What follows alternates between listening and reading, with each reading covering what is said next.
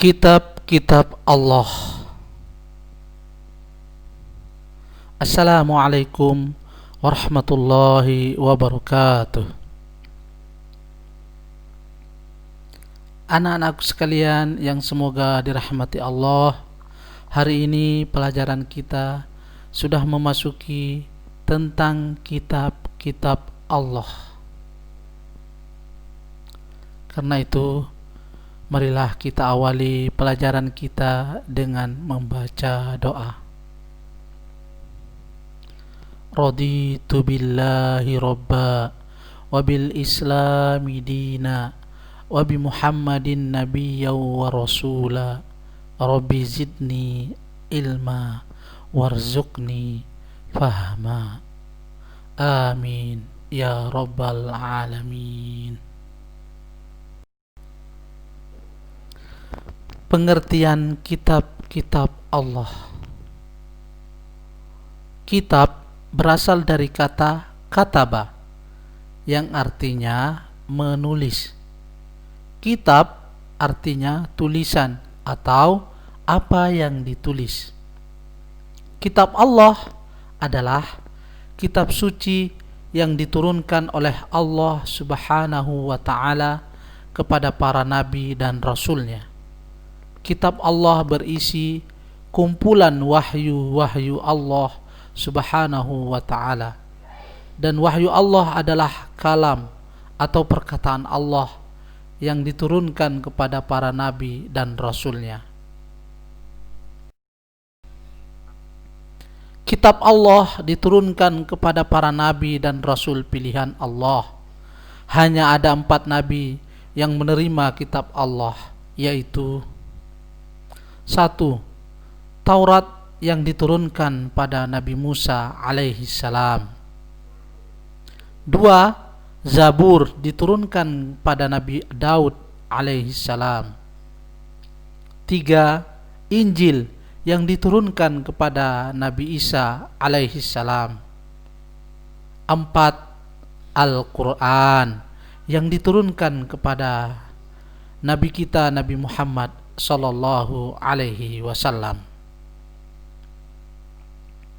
Selain Zabur, Taurat, Injil dan Al-Quran, Allah juga memberikan suhuf kepada Nabi Ibrahim alaihi salam dan Nabi Musa alaihi salam.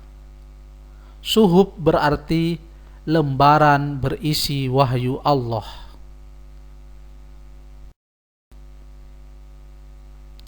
Garis besar isi kitab-kitab Allah. 1.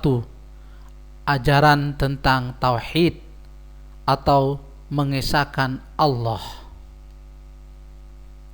2. Mengajarkan akidah atau keimanan yang benar.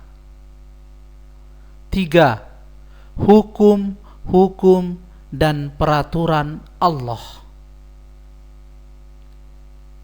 4. Berisi janji tentang pahala dan ancaman Allah. 5. Memuat perintah dan larangan Allah. 6. Berisi kisah tentang umat manusia terdahulu agar menjadi pelajaran atau ikhtibar. Pengertian iman kepada kitab Allah.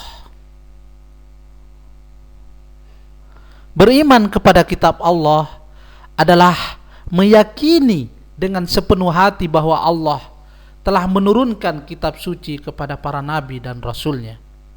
Iman kepada kitab-kitab Allah merupakan bagian dari rukun iman dalam agama Islam. Oleh karena itu, semua muslim harus mengimaninya.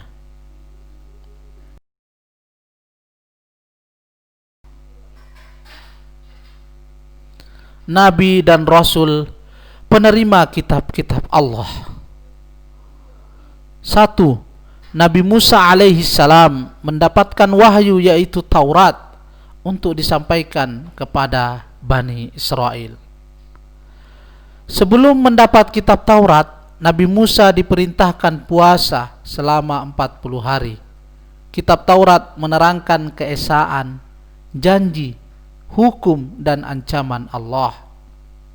Selain itu, Allah juga memberikan keterangan tentang datangnya Nabi dan Rasul terakhir, yaitu Nabi Muhammad sallallahu alaihi wasallam. Yang kedua, Nabi Daud alaihi salam diberikan kitab Zabur. Kitab ini masih mengikuti isi kitab Taurat. Isinya tentang doa, zikir, pengajaran, dan hikmah. Akan tetapi di Zabur tidak menerangkan hukum agama. Nabi Daud sangat merdu suaranya bila membaca kitab Zabur, hingga membuat makhluk lainnya bertasbih pada Allah Subhanahu wa ta'ala. Yang ketiga, Nabi Isa alaihi salam mendapat wahyu berupa kitab Injil.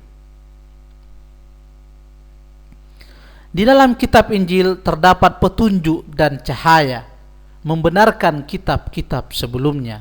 Injil berisi perintah untuk selalu berbuat baik.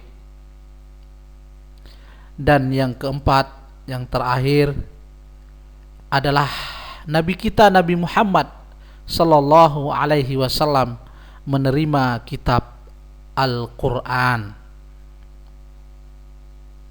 Al-Quran adalah kitab suci yang terakhir, diturunkan sebagai pedoman bagi seluruh manusia. Contoh perilaku beriman kepada kitab Allah. 1.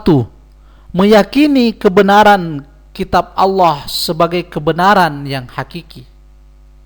2. Meyakini bahwa kitab-kitab Allah benar-benar wahyu Allah, bukan karangan para rasul. 3. Membaca Al-Quran sebagai suatu ibadah kepada Allah.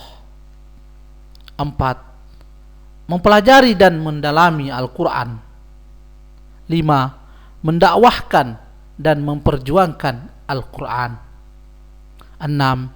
Mengamalkan apa yang diperintahkan Allah dalam Al-Quran. 7. Meninggalkan larangan Allah yang ditegaskan dalam Al-Quran.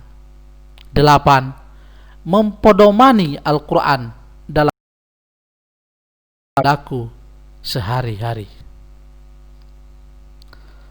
Demikianlah penjelasan dari Pak Guru. Semoga bermanfaat. Wassalamualaikum warahmatullahi wabarakatuh.